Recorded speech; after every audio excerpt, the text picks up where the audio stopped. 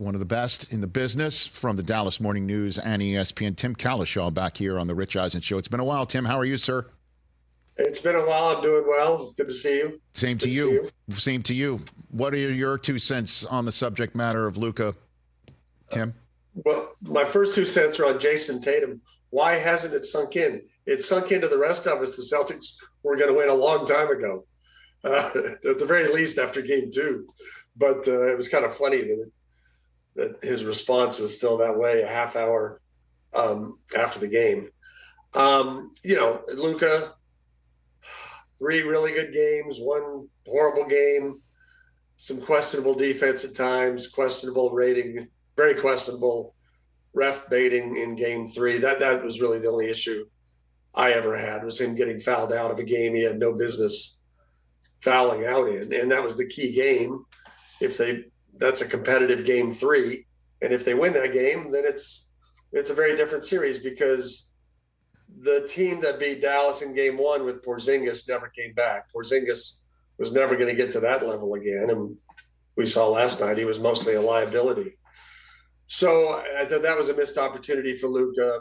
Other than that, I think he is playing hurt, and he played very well. I had a lot more issues with Kyrie sounding as if he knew exactly how to deal with the Boston crowd in his interviews, and then having 3 miserable shooting games in the TD Garden.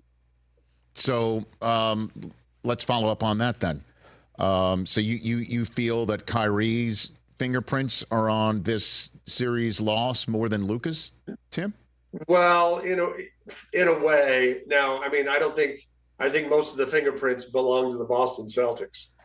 As you just said, they won 64 games. And while we don't look at them, we don't look at them as that Bird, Parrish, McHale team, but teams aren't built like that. They don't play like that. They don't have 2 7-footers playing, in the low post anymore. If you look at the way the Warriors looked when they were great and winning 4 titles, this Celtics team to me looks a lot like that. They play great defense on the perimeter and they shoot threes, and that's the modern game. As far as the Mavericks could have been a little more competitive, yeah, I would look at Kyrie's 3 games in Boston, 18 for 53, I believe. Didn't make a 3 at all until last night in Boston, and just, really played much different from that at home. So clearly the crowd did get to him, and that bothered him. I would say he was farther from his peak than Luka was in this series. Well, in terms of Luka, Tim Cowlishaw here on the Rich Eisen Show, the criticism of Luka, the significant, I saw also, to be very honest with you, well thought out and delivered comments by our colleague Brian Windhorst, yours at ESPN, right, to Scott Van Pelt after the Game 3 loss and being castigated by Windhorst. I'll ask you what your thoughts on that are. Well, I didn't think Brian was wrong, and he was mostly talking about the fouling out and the kind of petulant attitude that hits Luka every now and then, and it hits him especially in home games. You don't see it as much on the road. If you look at his road playoff performances, they were mostly pretty great at home. And I've thought this for years, and I've written this, that, Mark Cuban standing 5 feet from the bench, screaming at the refs for 2 hours, I think it gets in a lot of people's heads, and it gets in Luka's head, and he just joins that chorus. And for whatever reason, in game 3, he couldn't get out. Everybody knows you're not getting the foul calls going to the basket in the playoffs that you're going to get in the regular season. They don't want these games to be, 30 free throws per team.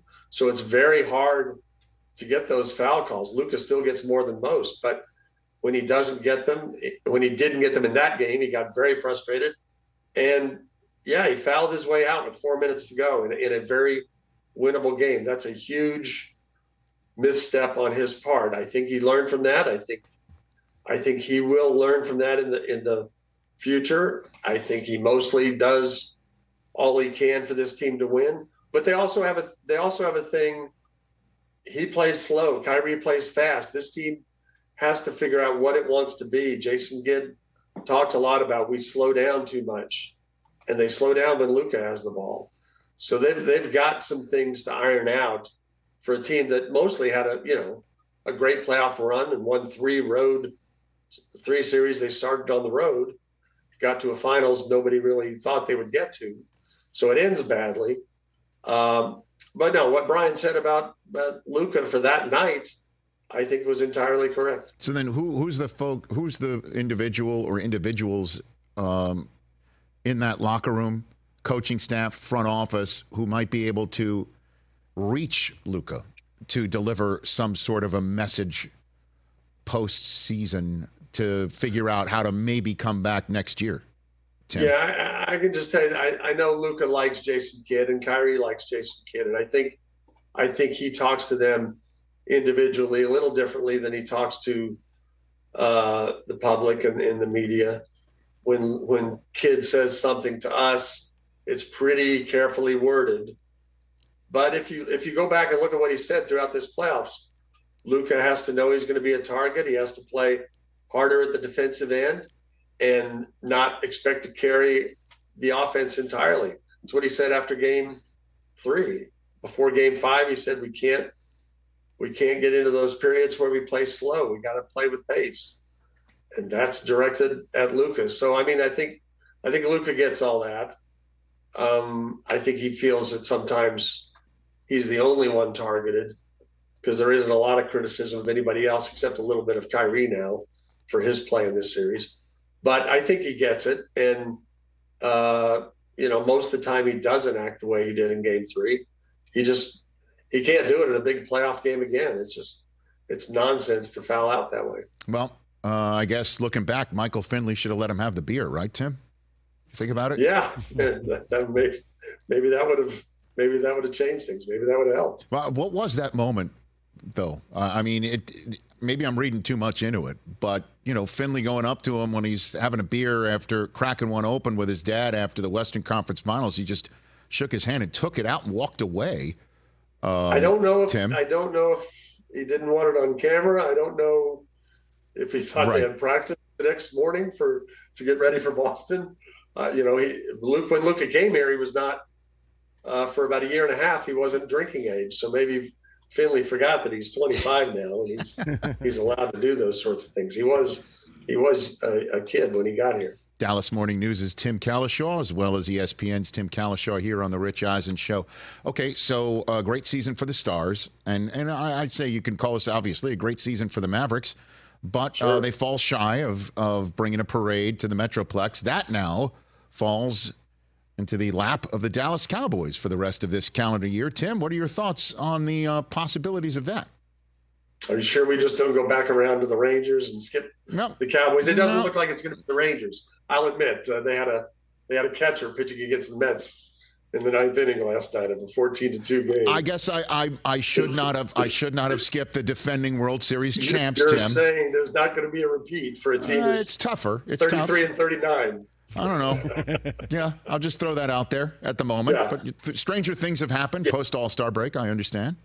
But the real question to your point is, Rangers won a title. Mavs and Stars have been to conference finals, 2 each the last two or 3 years. Cowboys, it's been 28 years since that NFC Championship trip. I've been a columnist for 26 years, and I said maybe I'll do this long enough to cover an NFC Championship game that has the Cowboys in it. I don't know. I may not make it that far. I wouldn't predict it this year. They don't seem like a team that is all in or that has rebuilt their roster in any way to get better. They're going to depend on other teams' mishaps. Philadelphia continuing to flounder, although I think Philadelphia at least showed after their season they were serious about what went wrong. Changed both coordinators. Seemed to have a pretty great draft. Seemed to make good moves. Cowboys seem to pretend like going 12-5 is all that matters, and they think they're going to continue to do it without adding pieces other than the draft. So I think it's very, very tough. On top of all that, you've got the situation. CeeDee Lamb needs a contract. Dak needs a contract. Micah Parsons is a year away from needing a contract. Mike McCarthy needs a contract. That's a lot of people to be on the line when you haven't really added to the depth chart.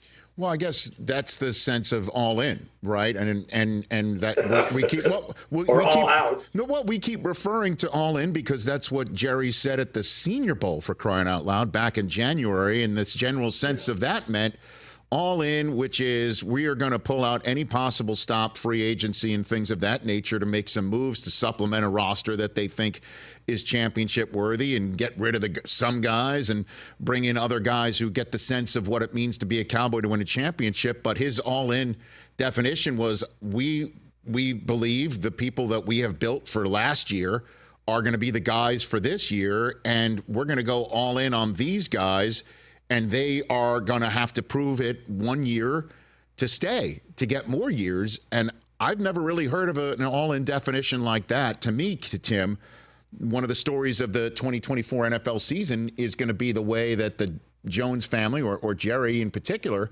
handled being one and done by the Green Bay Packers. That's it. And it was a shocking one and done, with Green Bay having 48 points with, 12 minutes to go. And best scenario, you have 2 draft pick offensive linemen starting. That's without any injuries. That's right away not a good sign. You don't have Tony Pollard. I don't have any understanding what the Zeke thing is all about. He can't possibly be a featured back, and I'm not sure he can be anything significantly helpful. But we'll see about that. They didn't go out and they went out and got Eric Kendricks. Mike Zimmer brought in Eric Kendricks, who didn't seem to really like Mike Zimmer at the end of his time in Minnesota. So that's an interesting mix. That's their free agency haul.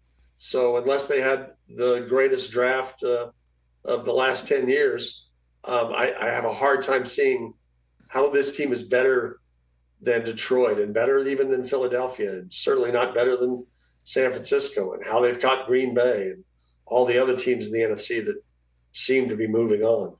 So what's your opinion of Dak before I let you go, Tim? I mean, you've seen Cowboy quarterbacks come and go, and you know having the star on the side of your helmet to be the quarterback in the National Football League takes a special individual.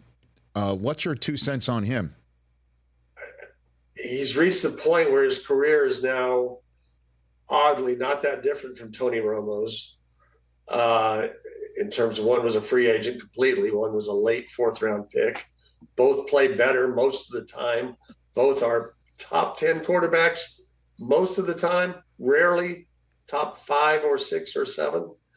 And both have playoff failings that they can't get past. Although, I think Romo in the Green Bay and the Des Cottick game was closer to getting the job done than Dak has come in any of the playoff games so far. So the playoff thing is going to hang over him the way it hangs over Mike McCarthy. They're both, Mike McCarthy's here specifically for that. Jason Garrett could get him to a certain level, but 9.5 years of that was plenty. Dak will get another huge contract here, and half the fans will shake their heads at it, and half of them will say it's well-deserved. But at some point, you got to beat San Francisco, or you got to beat another West Coast offense team. You got to beat Green Bay. You got to beat somebody from that whole Shanahan tree that they can't beat in the playoffs. They've lost to McVay. They've lost to Shanahan twice. They've lost to LaFleur. They got to beat one of those guys, and maybe 2 of those guys, or Detroit, and get somewhere. Otherwise, his Dak's career won't be viewed really any differently from Romo's. So then answer this question for me as I send you off onto your Tuesday, Tim. Is that you, if you think that Dak's going to get the contract, I think he's going to get the contract.